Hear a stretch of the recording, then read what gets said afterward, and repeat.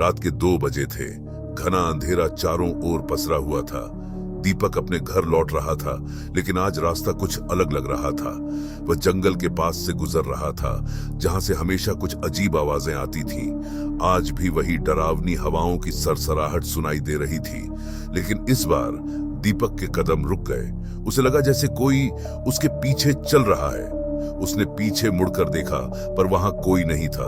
उसने इसे अपना वहम समझकर आगे बढ़ने की कोशिश की, लेकिन हर कदम के साथ उसे महसूस हुआ कि कोई उसके बहुत करीब आ रहा है। डर के मारे उसके पैर कांपने लगे।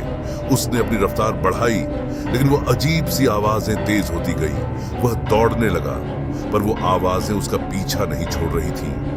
दीपक ने सोचा कि वह किसी सुरक्षित जगह पर जाकर छिप जाए। उसकी नजर एक पुरानी वीरान हवेली पर पड़ी। उसने बिना सोचे समझे हवेली का दरवाजा खोला और अंदर घुस गया। अंदर घुसते ही दरवाजा जोर से बंद हो गया। दीपक के दिल की धड़कनें तेज हो गईं। उसने चारों ओर देखा। हर कोना अंधकार में डूबा हुआ था। अचानक उसे एक हल्की सी रोशनी दिखाई दी। वह उस रोशनी की ओर बढ़ा। जैसे ही वह कमरे के पास पहुंचा, दरवाजा खुद ब खुद खुल गया। अंदर की स्थिति देखकर दीपक के होश उड़ गए।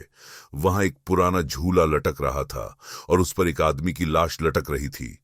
दीपक चीखने ही वाला था कि तभी दरवाजा बंद हो गया और कमरे में अंधेरा छा गया।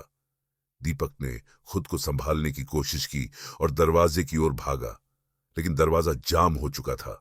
उसे लगा कि अब उसकी मौत करीब है। तभी उसे कानों में एक धीमी आवाज सुनाई दी, तुम्हें यहां आना नहीं चाहिए था, अब तुम्हारा अंत भी यही होगा। वह आवाज दीपक के चारों ओर गूंजने लगी। दीपक ने दरवाजा तोड़ने की कोशिश की, पर सब बेकार। तभी अचानक झूले पर लटकी लाश ने अपनी आंखें खोल दी। दीपक का दिल डर के मारे धड़कना बंद हो गया।